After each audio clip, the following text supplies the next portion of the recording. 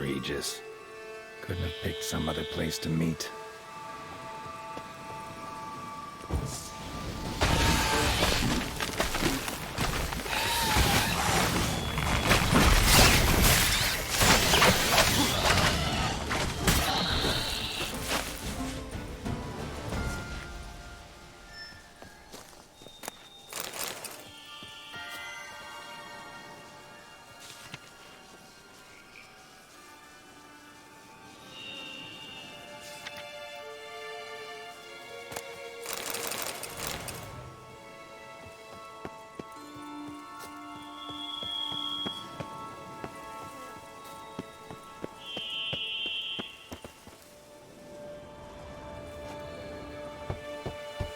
Regis! Damn it. Locked. No way I got the place wrong. This is it. Gotta be. Gotta be another way in around here.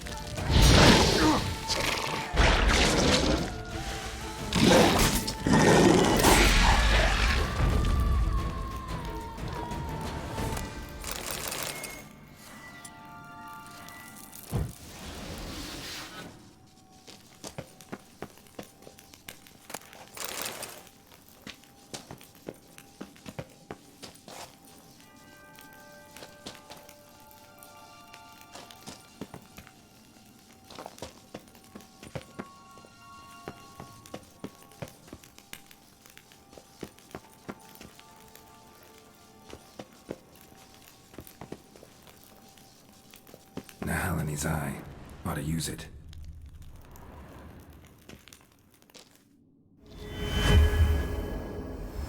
Interesting.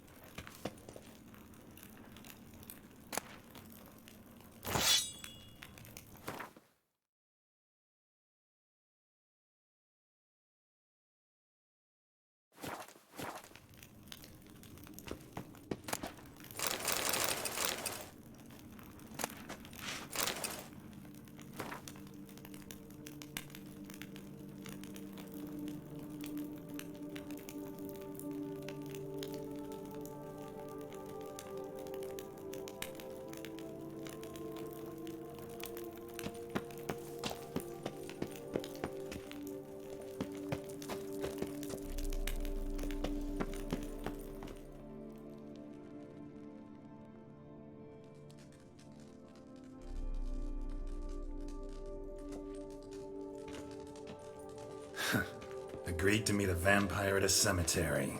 How much more cliché can you get? Nothing comes readily to mind. Could have left the door unlatched. What of my privacy? I value it rather deeply. Unmolested, especially by unwanted guests, that's my preferred state. Besides, I knew you'd find a way to get in. True enough. Need to find your friend. I'm hoping you'll agree to help. I shall do whatever's in my power. Yet what you want or even need must matter little. What matters is what Dettlaff wants. If he does not wish to be found, you will not find him. Ever. End of story. Come on. Gotta be some way.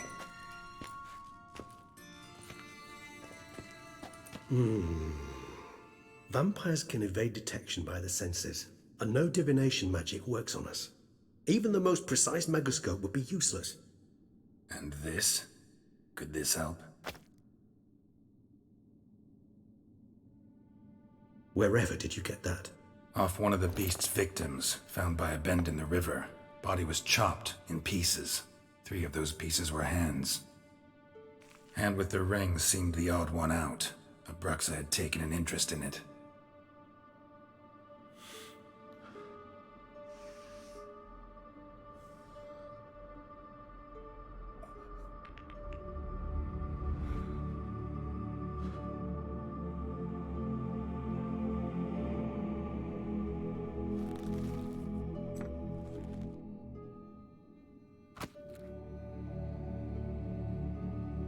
It's Dettlaff's hand, without a doubt.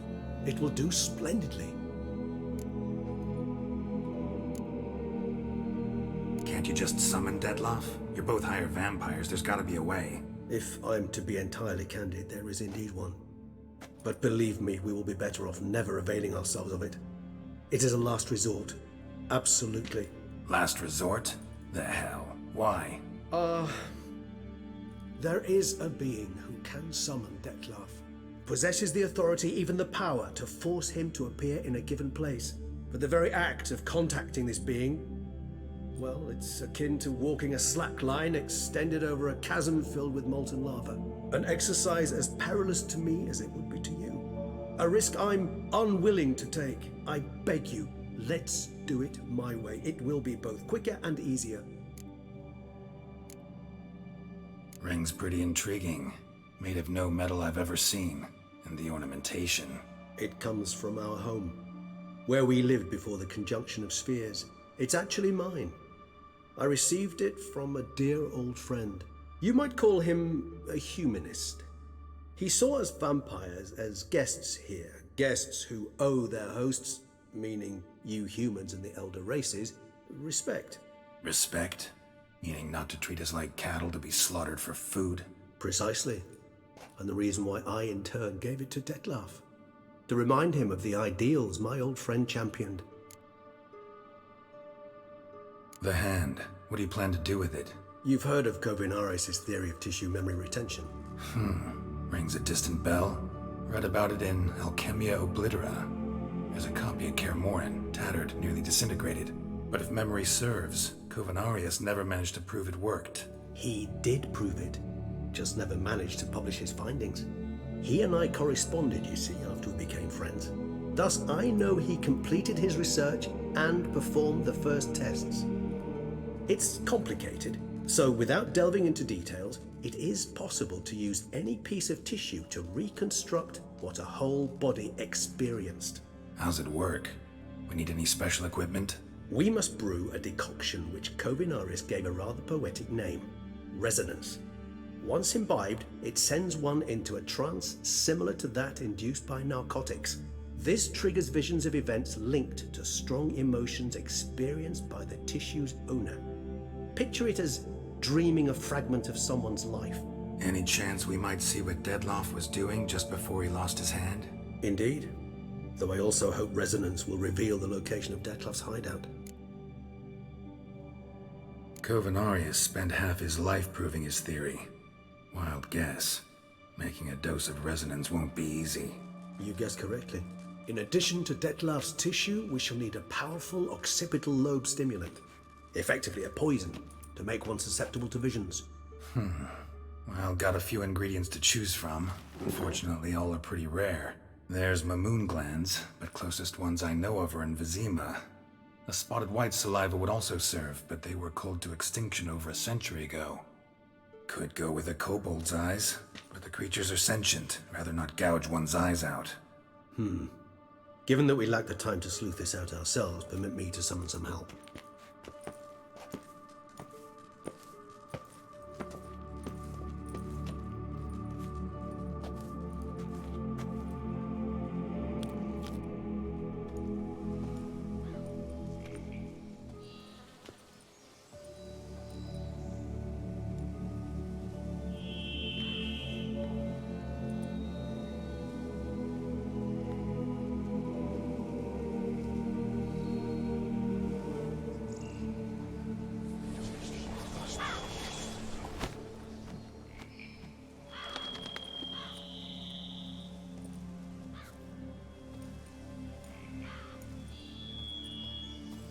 was that? A raven? Rather a common sight at this latitude. Very intelligent fowl. I asked him to look for the creatures you mentioned, him and his brethren.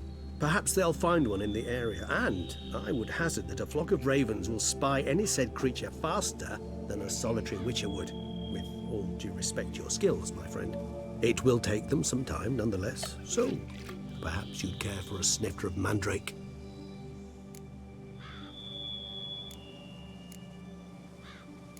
Rarely say no to a snifter. Sadly, this is but a weak infusion rather than a proper distillate. Even better. I remember your mandrake hooch.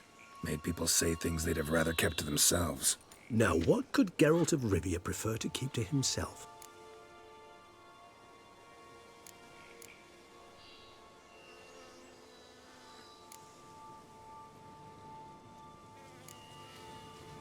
Everyone's got some secret. I agree wholeheartedly. I also believe it wise at times to share one's secrets, unburden oneself to those one can trust. This your sophisticated way of asking me if I trust you? I prefer almost always to ask indirectly. It seems a test of intelligence, one you just passed. Maybe you should go first. Reveal one of your secrets. After all, you vampires lead very interesting lives. Anything in particular interest you? Always fascinated me the way vampires can regenerate. A hand growing back is one thing, but Dettlaff recreating you out of a wet smear? Something else entirely. A difficult and laborious process, but one that's possible, as my presence proves. But I've heard you too had quite the adventure. They say you lost your memory. For a bit, but Triss helped me get it back. Actually, pretty damn lucky I only had amnesia. Yes, you humans are rather buggered in those terms. To strip you of life is, well, it's just plain easy. I've always pitied you in that regard. We vampires are much harder nuts to crack. If a member of another race kills one of us, we can be reborn with a living higher vampire's help. However, if one of our own strikes the deadly blow, death is permanent. There can be no rebirth. One of the chief reasons why vampires long ago swore never to fight one another. Got a new life, a new body. That give you a new start, blank slate?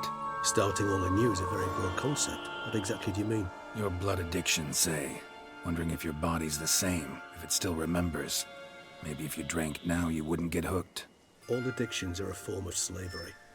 Re-addiction's not a risk I'm willing to take, just to test a hypothesis about corporeal regeneration and whether propensities carry over. Fair enough. Curiosity, that's all. Sorry. Not to worry, Geralt. Curiosity is a natural reaction under the circumstances, apart from which I've always valued that trait in you. Gotta ask you the big question. One everyone wonders about. What happens after death? You wish me to tell you if the human belief in the gods is well-founded? Well, that I do not know. We vampires differ exceedingly from you humans. Our matter, that of which we are composed, can exist without form. We require neither a heart, nor a brain, nor air to breathe. But were you dead? As humans understand death, yes.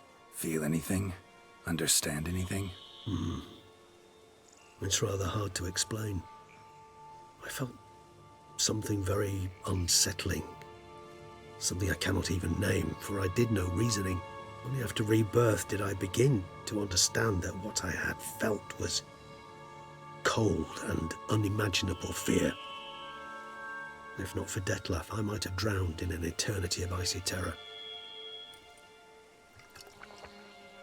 Can't have been alive then. Sheesh, experience like that must be vicious. Indeed, it's hard to compare to anything I know. Yet you are aware we don't see death as you do. The way you cling to life, we find it entirely peculiar. You are mortals, ergo it's a foregone conclusion. You will die. It's but a question of time. Thus, I often find myself wondering why you try so very hard. To die at 20 years, 40, even 100, what's the difference? They're all but the blink of an eye. Depends on your point of view. Man who's got 1,000,000 crowns to spend can't possibly understand one who's only got 20. Very true. One's outlook can indeed change much.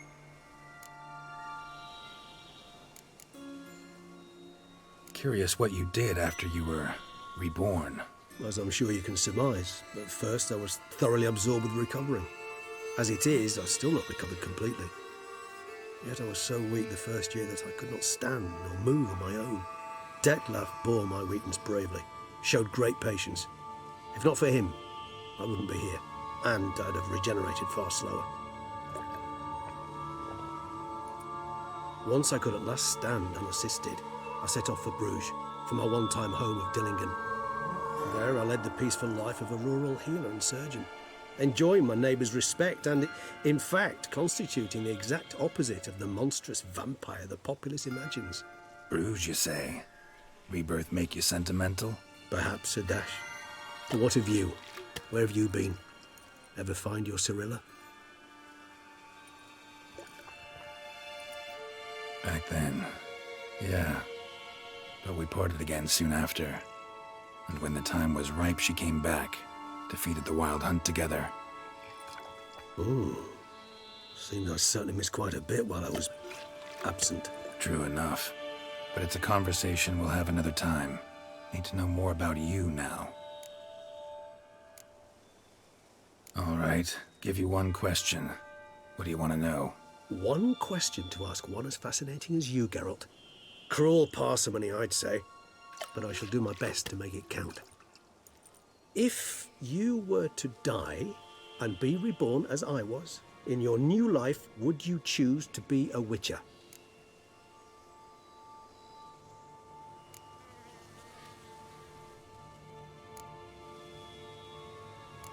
See, Regis. Doubt I'd know how to be anything else. Ever tried? See, you're determined to get an answer, to find out if I like being a witcher. Just refuse to ask directly, as always.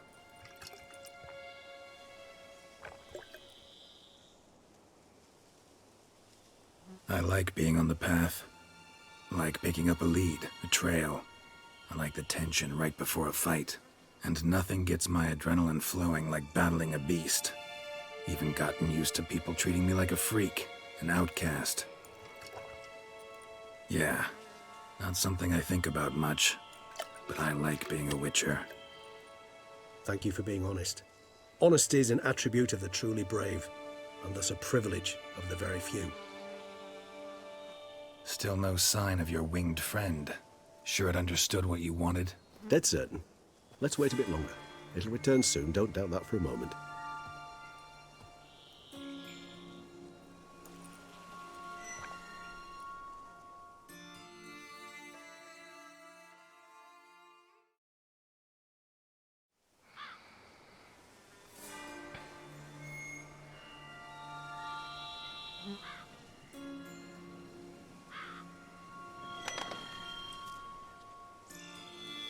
Ever vigilant, even in his sleep. Quite vampire-like, in fact. Are you absolutely certain they don't administer a few of our genes during the trial of the grasses?